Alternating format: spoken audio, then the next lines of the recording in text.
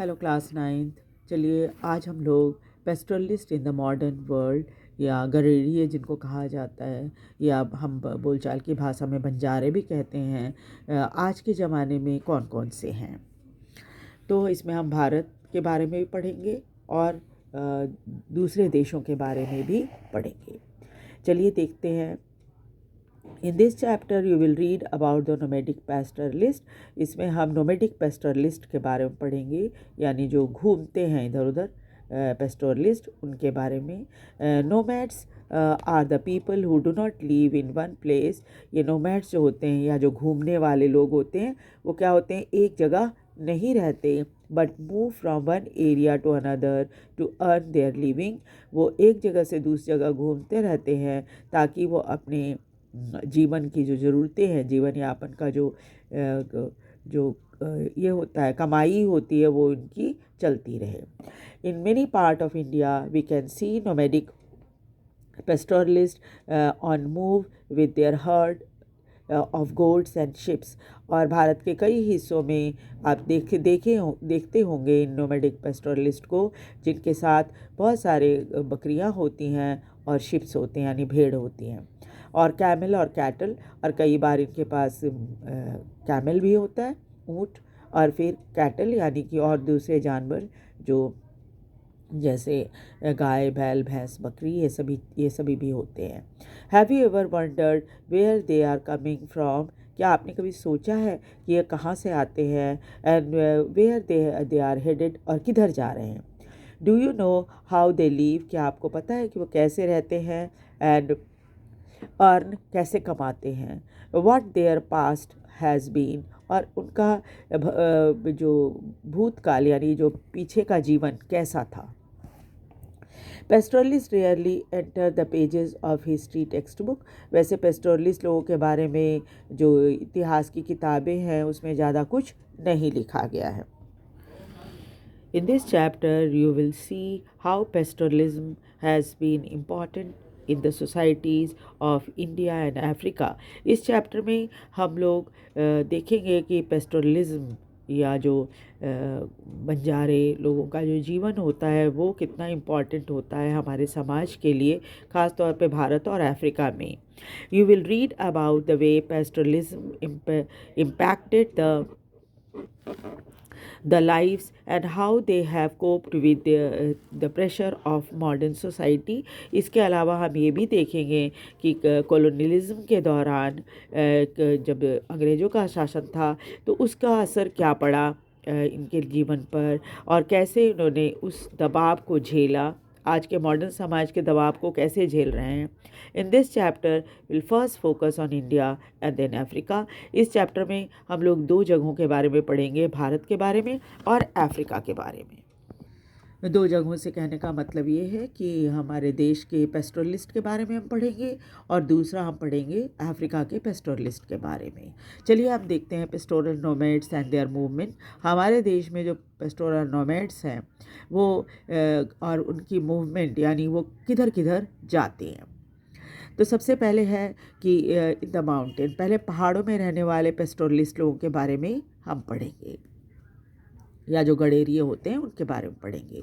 Even today the Gujjar Bakarwal of Jammu and Kashmir are great herder of goat and ship.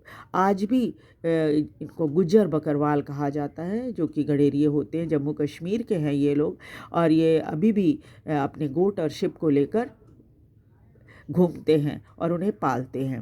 Many of them migrated to the region in the 19th century in search of pasture for their animal।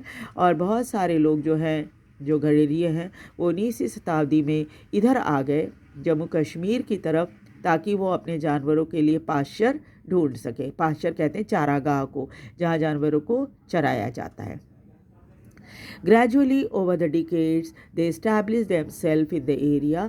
और फिर धीरे धीरे करके यहाँ पर इन्होंने अपने आप को बसा लिया, एक तरह से बसा लिया इन द सेंस कि वो तो एक जगह रहते नहीं हैं, बट क्या है कि अपने आप को वहाँ की कंडीशन के अनुरूप इन्होंने ढाल लिया है। And the move annually between their summer and winter grazing ground. और यहाँ पर इन्होंने ऐसा कर लिया है कि गर्मी के दिनों में अपने जानवरों को कहाँ चराना है और विंटर के दिनों में कहाँ चराना है, इसी के बीच में इनकी मूवमेंट चलती है। आपको पता ही है कि जम्मू कश्मीर एक पहाड़ी इलाका है, तो स्वाभाविक है कि उनकी मूवमेंट जो है वो पहाड़ों से घाटी में और घाटी से फिर पहाड़ों पे होती रहती है। In winter when the high mountain are covered with snow, जब ठंड आती है तो क्या होती है, ऊंचे पहाड़ों पर बर्फ जम जाती है।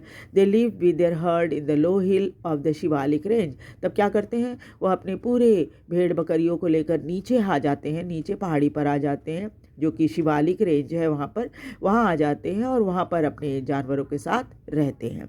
The dry scrub forest here provided pasture for their herds, और यहाँ पर सूखे हुए जो झाड़ियाँ होती हैं छोटी छोटी, वो सब इनके जानवरों के लिए चारे का काम करती हैं। By the end of April, जब अप्रैल का अंत आने लगता है, they begin their northern march of their summer grazing ground, और फिर क्या करते हैं, वो फिर उत्तर की तरफ यानी पहाड़ों के ऊपर जाना शुरू करते हैं, जहाँ इनके जानवरों को चारा मिलता है। Several house hold come together for the journey, ऐसा नहीं है कि सिर्फ एक ही होता है, कई परिवार जो होते हैं एक साथ इस यात्रा में शामिल होते हैं। Forming what is known as kafila, और वो का क्या होता है, इसलिए ढेर सारे चुके परिवार होते हैं इसलिए इसको, और जानवर भी बहुत सारे होते हैं तो इसको काफिला कहा जाता है। They cross the Pir Panjal passes, वो पीर पंजाल पास को क्रॉस करते हैं and enter the valley of Kashmir, और कश्मीर वैली में घाटी में आ जाते हैं। With the onset of the summer, फिर जैसे ही समर आना शुरू होता है, द स्नो मेल्टेड, तो क्या होता है, बर्फ़ पिघलने लग जाती है। And the mountain side with lush green, और पहाड़ों का किनारा जो होता है वो हरा भरा हो जाता है। The variety of the grasses that sprouted provided rich nutrient forage for the animal, और तरह तरह के घास जो वहाँ पर पनपते हैं वो उनके जानवरों को बहुत ही स्वादिष्ट होने के साथ साथ बहुत ही न्यूट्रिशियस जो होता है पौष्टिक चारा देते हैं animal herds. But by the end of September, Bakarwal were on the move again, this time on their downward journey. फिर सितंबर आते आते ये बकरवाल जो होते हैं अपने जानवरों के साथ नीचे की तरफ आना शुरू करते हैं, back to their winter base, और वहाँ पहुँच जाते हैं जहाँ पर ठंड के दिनों में ये रहा करते हैं। When the high mountain were covered with snow, जब मुझे पहाड़ बर्फ से ढक जाते हैं, the herds were grazed in the low hill, तभी इन जानवरों को नीचे पहाड़ियों में चारे के लिए गोया पास्चर में घुमाया जाता है। In the different area of mountain, the Gaddi shepherd of Himachal Pradesh had similar cycle of seasonal movement. अगर हम पहाड़ के दूसरे एरिया के बारे में देखें तो गद्दी सफर्ड जो हैं या गद्दी गडेरिए जो होते हैं वो हिमाचल प्रदेश में रहते हैं, और इनका भी जो मूवमेंट का साइकिल है सेम है, जो पहाड़ ठंड के दिनों में नीचे उतर आना पहाड़ों से और गर्मी के दिनों में ऊपर जाना। They to spend their winter in the low hill, ये भी अपने ठंड का मौसम नीचे पहाड़ियों पर शिवालिक रेंज में बिताते हैं। Grazing their flock in scrub forest, और यहाँ पर इनके स्क्रब फॉरेस्ट जो होती हैं वहाँ पर अपने जानवरों को चराते हैं। By the end they move north, फिर जैसे ही अप्रैल आने लगता है, by April they move north, अप्रैल आते ही ये नॉर्थ की तरफ मूव करना शुरू करते हैं। Spend the summer in Lahaul and Spiti, और लाहौल स्पीति में गर्मी बिताते हैं। ऊंची पहाड़ियों पर ये दोनों जगह है, Lahaul and Spiti. When the snow melted, जब बर्फ़ पिघलने लगती है, and the high passes were clear, और ऊंचे पहाड़ों में आने जाने का जो रास्ता होता है वो साफ़ हो जाता है बर्फ़ पिघलने के कारण। Many of them move into higher mountain, इनमें से कई जो है ऊंचे पहाड़ों पर चले जाते हैं। माउंटेन मीडोज़ कहते हैं, वही चारागाह जो होता है वहाँ पहुँच जाते हैं। By September they began their return movement, फिर सितंबर आते ही जैसे ही ठंड का मौसम आना शुरू होता है ये पहाड़ों से नीचे उतर आते हैं। On the way they stopped once again in the villages of Lahaul and Spiti, और यहाँ पर लौटने के दौरान एक बार फिर से अपने गांव लाहौल और स्पीति में रुकते हैं।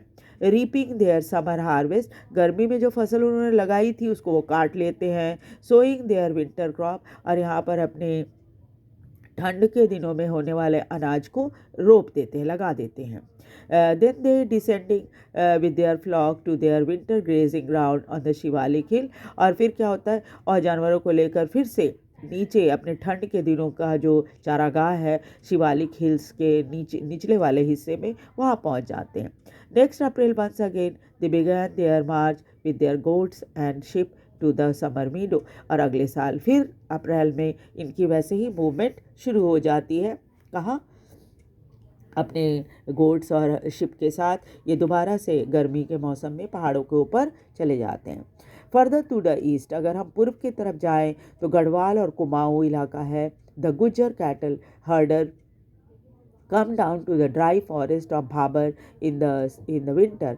और यहाँ पर जो चारागाह गडेरिए हैं जो अपने जानवरों को चराते हैं, इनको गुज्जर कहा जाता है। और ये भी ठंड के दिनों में क्या करते हैं, नीचे आ जाते हैं सूखे जंगलों में, जिसको भाबर भी कहा जाता है।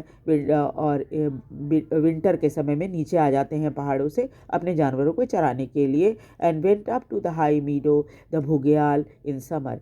और फिर गर्मी के समय में ये पहाड़ों के ऊपर चले जाते हैं, जिसको भुग्याल कहा जाता है। गर्मी के दिनों में वहाँ ले जाकर जानवरों को चराते हैं। यानी कि जो नीचे की पहाड़ियों पर जो सूखा फॉरेस्ट वाला इलाका होता है जहाँ इनके जानवर चरते हैं, उसको भाबर कहा जाता है। और जब पहाड़ों में ऊपर चले जाते हैं ये गर्मी के दिनों में, उसको चारागाहों को भुग्याल कहा जाता है। Many of them were originally from Jammu and came to UP Hills in the 19th century in search of good pasture। वैसे ये अगर देखा जाए तो ओरिजिनली ये जम्मू के ही हैं, लेकिन यूपी के पहाड़ियों में इसलिए आ गए 19वीं शताब्दी में ताकि इनको अच्छा चारागाह मिल जाए उनके जानवरों को।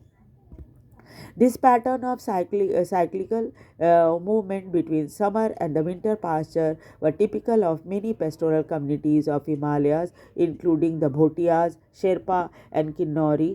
और ऐसा यही साइकिल जो है वो कई बंजारों का या आप कह सकते हैं गडेरियों का होता है। ये गर्मी के दिनों में पहाड़ों के ऊपर चले जाते हैं और ठंड के दिनों में पहाड़ों से नीचे आ जाते हैं। उनमें कई गडेरिए हैं जिनमें भोटियाज हैं, शेरपा हैं और किन्नौरी हैं। All of them had to adjust to seasonal changes। हर गडेरिए को अपने सीज़न के अनुसार एडजस्ट करना पड़ता है। यानी ठंड में पहाड़ों में तो रह नहीं सकते क्योंकि बर्फ़ जमी रहती है, इनके साथ ढेर सारे जानवर होते हैं, ठंड में तो इनके जानवर ही मर जाएंगे। तो इस वजह से क्या होता है कि ये नीचे पहाड़ियों में आ जाते हैं। Make effective use of available pasture in different places. और नीचे आकर जगह जगह पर ले जाकर अपने जानवरों को चराते हैं, ढूंढते हैं चारागाह, कहाँ पर चारागाह मिलेगा उनके जानवरों के लिए, और फिर ले जाकर वहाँ चराते हैं। When the pasture were exhausted, और चूँकि इनके साथ बहुत सारे जानवर होते हैं, कुछ समय में सारी घास ख़त्म हो जाती है, unusable one place, they move their herd and flock to new area। जब उनको लगता है कि यहाँ पर अब घास नहीं मिलेगा उनके जानवरों को, तो फिर ये नया चारागाह ढूंढते हैं और वहाँ ले जाकर जानवरों को चराते हैं। This continuous movement also allowed the pasture to recover it prevented their overuse। और इस तरह से अपने जानवरों को अलग अलग जगहों पर ले जाकर चराने से क्या होता है कि चारागाहों को भी अच्छा खासा वक्त मिल जाता है। चारागाहों में क्या जो घास होते हैं, छोटे पौधे होते हैं, उस सबको दोबारा उगने का, क्योंकि अगर ये छोड़कर चले जाते हैं फिर कई महीने के बाद वापस आते हैं, तब तक क्या होता है वो घास और पौधे जो है फिर से पनप जाते हैं।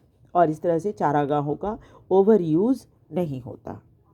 तो नेक्स्ट क्लास में हम लोग on the plateau, plain and desert, plateau, plains और डेजर्ट में पाए जाने वाले जो गडेरी होते हैं पेस्टोरलिस्ट, उनके बारे में हम लोग पढ़ेंगे।